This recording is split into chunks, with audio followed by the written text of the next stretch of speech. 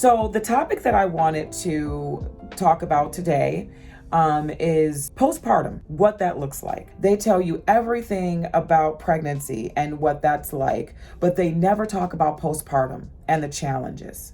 And I had to personally check myself as a physician and say, wow, we don't educate women on what they feel like after they have the baby, what challenges they may face.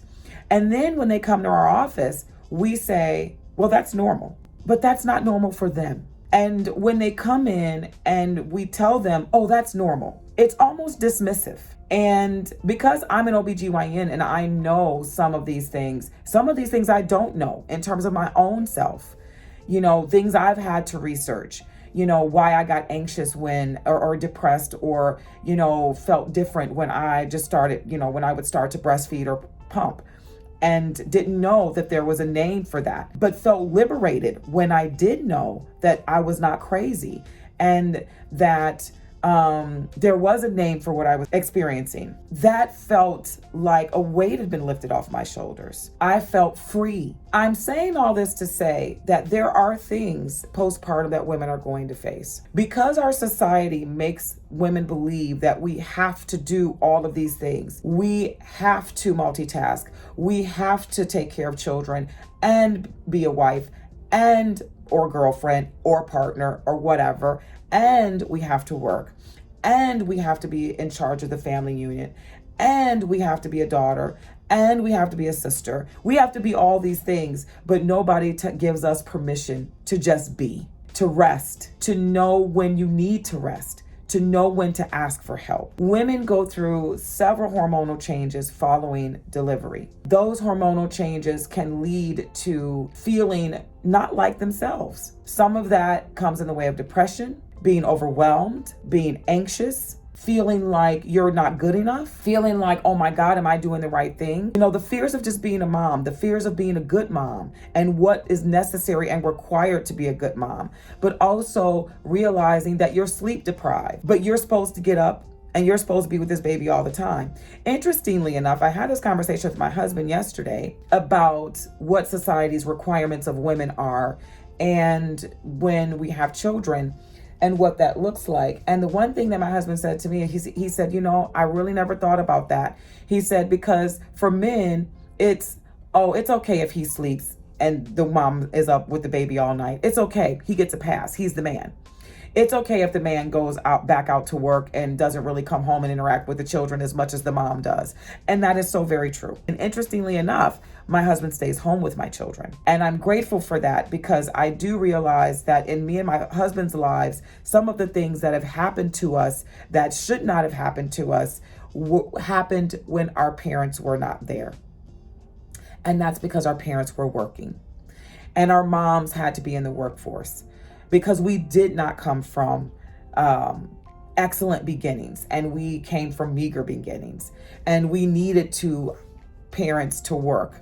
Or if our parents were single parents, which both of ours were, they had to take care of the family. From a postpartum perspective, I want women to know that it is normal to feel overwhelmed, but it is not normal to not make sure that you reach out for help when you do. We need a village when it comes to having children and raising them. And I'm encouraging all women to be that village. Talk to your girlfriend about how she's feeling, if she needs help, if she's feeling overwhelmed. Simply just saying, how can I help you? Even if she says you can't, or I've got this, just the fact of knowing that there is somebody out there who cares enough to be able to ask her is often a weight lifted off her shoulders because she knows there's an outlet for that. But when people ask, how can I help you? I want that to be genuine and not that how can I help you? And I hope she doesn't call me. That's not how this works. If you are going to sincerely ask somebody, how can I help you?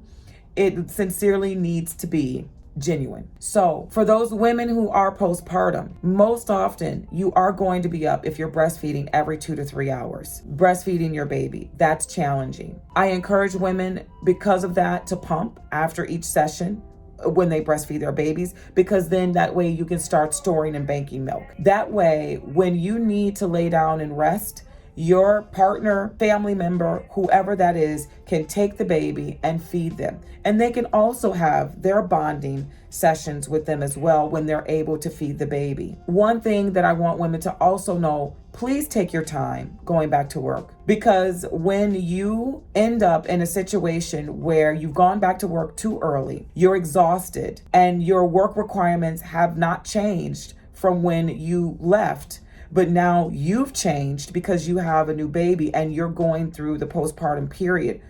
I guarantee you, for many women, if you lay down and fell out on that floor, everybody at work will walk right over you and would not care about how you're feeling, your exhaustion. They pretty much will not really care.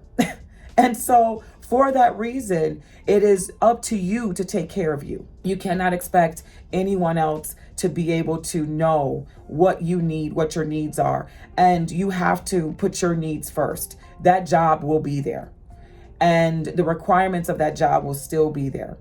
But what you need is to make sure that you take the time for you and you take the time for your baby to bond. Because even if that job is not there, I know that that could be distressing for women, your baby's still going to be there. And another job can be pursued. So always, always, always ask for help if you need it. Recognize when you do need it. Surround yourself with women who have had children before, and who can help with your experience, even if it's older women, even if it's younger women. Get involved in some parenting circles so that you have an outlet to be able to talk about how you're feeling, if you're feeling depressed. And you also need to speak with your physician. And I'm hoping that this will allow physicians to understand that they just can't say that's normal, because that can be dismissive. They have to say why it's normal for that patient, because that will help the patient understand.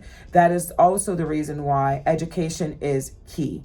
Educating a patient, taking an extra 5 minutes to educate a patient on how they're feeling, their body, and what is normal, what is not normal, that is extremely important and can be extremely liberating for your patient.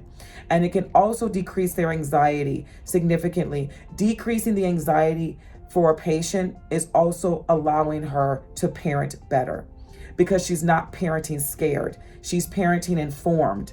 And being informed allows her to let that anxiety come to a lower baseline and allow her to be able to bond better with her baby. We as women have to understand that we can't always do it all, and that's okay. We cannot always be everything at the same time. That is okay. Going through the postpartum period, you have to really know that, and you have to be okay with that. And you cannot beat yourself up because you can't be everything.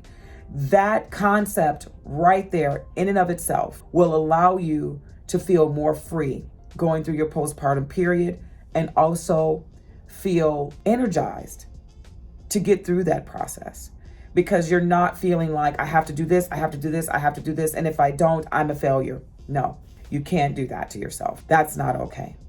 So again, I hope this was helpful. And of course, like and subscribe for more of these topics and discussions, because I think that they are important to all of us. We are the fruit bearers of this world, and we have to be okay in order to bear good fruit. All right, guys. Thanks again.